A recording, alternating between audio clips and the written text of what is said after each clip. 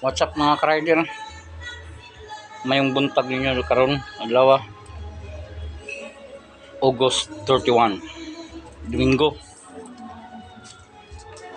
Ako taga puta mo pakit-on sa bag-ong atik sa akong motor. Mo ni siyang atik.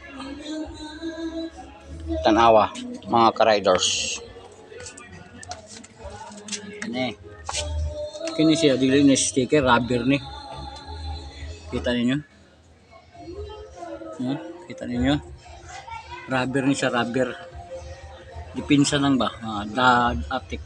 Kung ikarga ninyo ni sa mabutangan ninyo ng mga bugas o mga likay lang sa gas-gas ba? Sa gas-gas.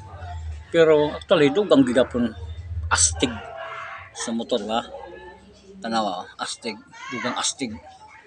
Kung kini diri, rubber to siya, rubber. Karong ginuwagang kunan, ipulihan ako mo ni siya. Stainless plate na ni siya. Mga ka-rider, mo ni siya mga steel plate na ni. Stainless plate na ni siya. O naasab sa pikas. Ano ka-riders? Mo ni siya ka-riders.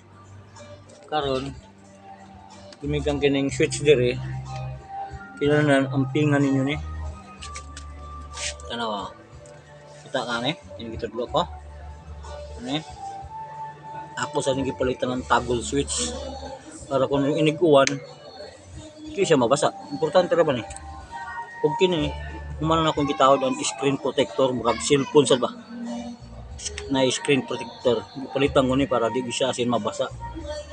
Kung mga may gamay budget mga ka-riders, pwede nyo na dumagan para dugang astig tan-awon ang motor ba na Honda IDB 160. Mo ni siya mga ka-riders. Anawa lang nyo sa Shopee mga ka-riders. Naana siya mga ka-riders. Kini na sunod magdugang ko ka-riders. Kini tawag nila na handguard. Ako ni palitan pohon pag mga kwarta ko. Og diri cover wire. Ako ni siya tapan palitan. Ora na to ka-riders.